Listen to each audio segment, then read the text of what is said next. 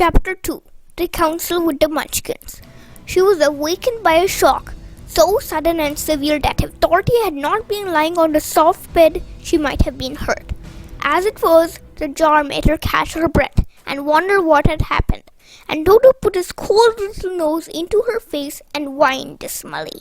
Dorothy sat up and noticed that the house was not moving, nor was it dark, for the bright sunshine came in at the window, flooding the little room. She sprang from her bed and with Toto at her heels ran and opened the door.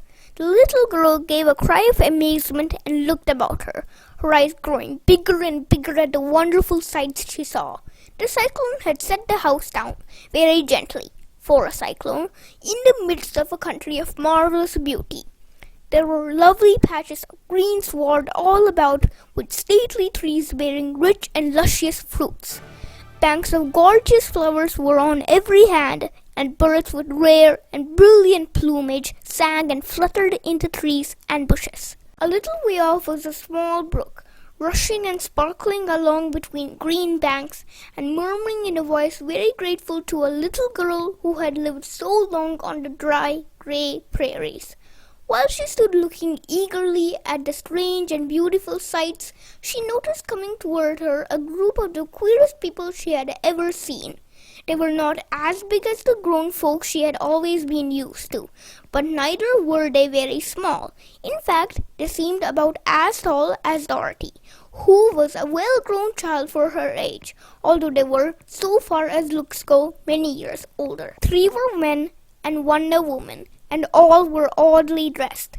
They wore round hats that rose to a small point a foot above their heads, with little bells around the brims that tinkled sweetly as they moved. The hats of the men were blue. The little woman's hat was white, and she wore a white gown that hung in plaits from her shoulders. Over it were sprinkled little stars that glistened in the sun like diamonds. The men were dressed in blue, of the same shade as their hats, and wore well-polished boots with a deep roll of blue at the tops. The men, Dorothy thought, were about as old as Uncle Henry, for 2 of them had beards. But the little woman was doubtless much older. Her face was covered with wrinkles, her hair was nearly white, and she walked rather stiffly. When these people drew near the house where Dorothy was standing in the doorway, they paused and whispered among themselves, as if afraid to come farther. But the little woman walked up to Dorothy, made a low bow, and said, in a sweet voice, "You are welcome, most noble sorceress, to the land of the Munchkins. We are so grateful to you for having killed the wicked witch of the East, and for setting our people free from bondage." Dorothy listened to this speech with wonder. What could the little woman possibly mean by calling her a sorceress, and saying she had killed the wicked witch of the East? Dorothy was an innocent, harmless little girl who had been carried by a cyclone many miles from home, and she had never killed anything in all her life. But the little woman evidently expected her to answer, so Dorothy said with hesitation, "You are very kind, but there must be some mistake. I have not killed anything." "Your house did anyway," replied the little old woman with a laugh, "and that's the same thing. See," she continued, pointing to the corner of the house, "there are her 2 toes, still sticking out from under a block of wood." Dorothy looked and gave a little cry of fright. There indeed, just under the corner of the great beam the house rested on, 2 feet were sticking out, shod in silver shoes with pointed toes. "Oh dear," cried Dorothy, clasping her hands together in dismay. "The house must have fallen on her. Whatever shall we do?" "There is nothing to be done," said the little woman calmly. "But who was she?" asked Dorothy. "She was the wicked witch of the East, as I said," answered the little woman. "She has held all the Munchkins in bondage for many years, making them slave for her night and day. Now they are all set free and are grateful to you for the favor." "Who are the Munchkins?" inquired Dorothy. "They are the people who live in this land of the East, where the wicked witch ruled." "Are you a Munchkin?" asked Dorothy. "No, but I am their friend, although I live in the land of the North, When they saw the witch of the east was dead, the Munchkins sent a swift messenger to me, and I came at once. I am the witch of the north. Oh, gracious, cried Dorothy. Are you a real witch? Yes, indeed, answered the little woman, but I am a good witch, and the people love me. I am not as powerful as the wicked witch was who ruled here, or I should have set the people free myself. But I thought all witches were wicked, said the girl, who was half frightened at facing a real witch. Oh no, that is a great mistake. There were only 4 witches in all the land of Oz, and 2 of them, those who live in the north and the south, are good witches. I know this is true, for I am one of them myself, and cannot be mistaken. Those who dwelled in the east and the west were indeed wicked witches, but now that you have killed one of them, there is but one wicked witch in all the land of Oz, the one who lives in the west. But, said Dorothy after a moment's thought, Aunt Em has told me that the witches were all dead, years and years ago. Who is Aunt Em? Inquired the little old woman. She is my aunt who lives in Kansas, where I came from. The witch of the north seemed to think for a time, with her head bowed and her eyes upon the ground. Then she looked up and said, I do not know where Kansas is, for I had never heard that country mentioned before. But tell me, is it a civilized country? Oh yes, replied Dorothy. Then that accounts for it. In the civilized countries, I believe there are no witches left, nor wizards, nor sorceresses, nor magicians. But you see, the land of Oz has never been civilized, for we are cut off from all the rest of the world. Therefore, we still have witches and wizards amongst us. Who are the wizards? Asked Dorothy. Oz himself is the great wizard, answered the witch, sinking her voice to a whisper.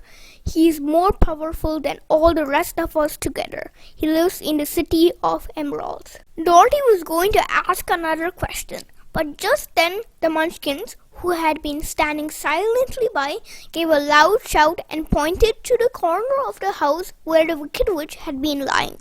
What is it? Asked the little old woman, and looked and began to laugh. The feet of the dead witch had disappeared entirely, and nothing was left but the silver shoes. She was so old, explained the witch of the north, that she dried up quickly in the sun. That is the end of her. But the silver shoes are yours, and you shall have them to wear. She reached down and picked up the shoes, and after shaking the dust out of them, handed them to Dorothy. The witch of the east was proud of those silver shoes, said one of the Munchkins, and there is some charm connected with them. But what it is, we never knew. Dorothy carried the shoes into the house and placed them on the table. Then she came out again to the Munchkins and said, I am anxious to get back to my aunt and uncle, for I am sure they will worry about me. Can you help me find my way? The Munchkins and the witch first looked at one another and then at Dorothy and then shook their heads. At the east, not far from here, said one, there is a great desert and none could live to cross it. It is the same at the south, said another, for I have been there and seen it. The south is the country of the Quadlings. I am told, said the third man, that it is the same at the west. And that country where the Winkies live is ruled by the wicked witch of the west, who would make you her slave if you passed her way. The north is my home, said the old lady, and at its edge is the same great desert that surrounds this land of Oz. I'm afraid, my dear, you will have to live with us. Dorothy began to sob at this, for she felt lonely among all these strange people. Her tears seemed to grieve the kind-hearted Munchkins, for they immediately took out their handkerchiefs and began to weep also. As for the little old woman, she took off her cap and balanced the point on the end of her nose, while she counted 1, 2, 3 in a solemn voice. At once, the cap changed to a slate on which was written in big white chalk marks, Let Dorothy go to the city of emeralds. The little old woman took the slate from her nose, and having read the words on it, asked, Is your name Dorothy, my dear? Yes, answered the child, looking up and drying her tears. Then you must go to the city of emeralds. Perhaps Oz will help you. Where is this city? Asked Dorothy. It is exactly in the center of the country, and is ruled by Oz, the great wizard I told you of. Is he a good man? Inquired the girl anxiously. He is a good wizard. Whether he is a man or not I cannot tell, for I have never seen him. How can I get there? Asked Dorothy. You must walk. It is a long journey, through a country that is sometimes pleasant and sometimes dark and terrible. However, I will use all the magic arts I know of to keep you from harm. Won't you go with me? Pleaded the girl, who had begun to look upon the little old woman as her only friend. No, I cannot do that, she replied, but I will give you my kiss, and no one will dare injure a person who has been kissed by the witch of the north. She came close to Dorothy and kissed her gently on the forehead. Where her lips touched the girl, they left a round, shining mark, as Dorothy found soon after. The road to the city of emeralds is paved with yellow brick, said the witch, so you cannot miss it. When you get to Oz, do not be afraid of him, but tell your story and ask him to help you. Goodbye, my dear. The three Munchkins bowed low to her and wished her a pleasant journey, after which they walked away through the trees. The witch gave Dorothy a friendly little nod, whirled around on her left heel 3 times, and straightway disappeared, much to the surprise of little Toto, who barked after her loudly enough when she had gone, because he had been afraid even to growl while she stood by. But Dorothy, knowing her to be a witch, had expected her to disappear in just that way, and was not surprised in the least.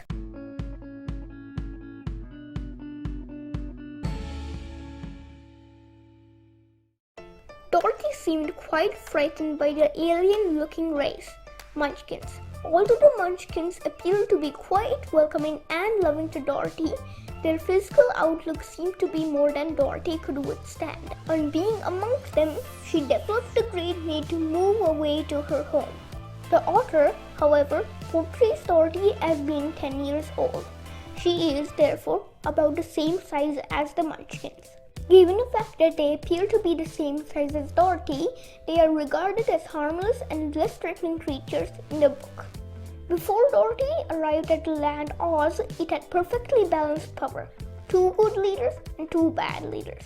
Dorothy, however, destroyed the bad witch of the East when her house crushed the villain. As a result, she brought about some level of imbalance in how the land was ruled, and thus sets the plot in motion. We can see that each of the 4 regions has its favorite color. For example, when Dorothy lands in the land, she sees that the Munchkins are wearing blue. The theme is home. The cyclone which takes Dorothy to an unknown land is a sign of an irresistible pull towards unfamiliar issues. When the story starts, Dorothy doesn't know any other place except her home, Kansas. The cyclone sweeps her and Toto into a place she has never imagined. Dorothy does not fully accept her new world and she is determined to go back to her home, Kansas.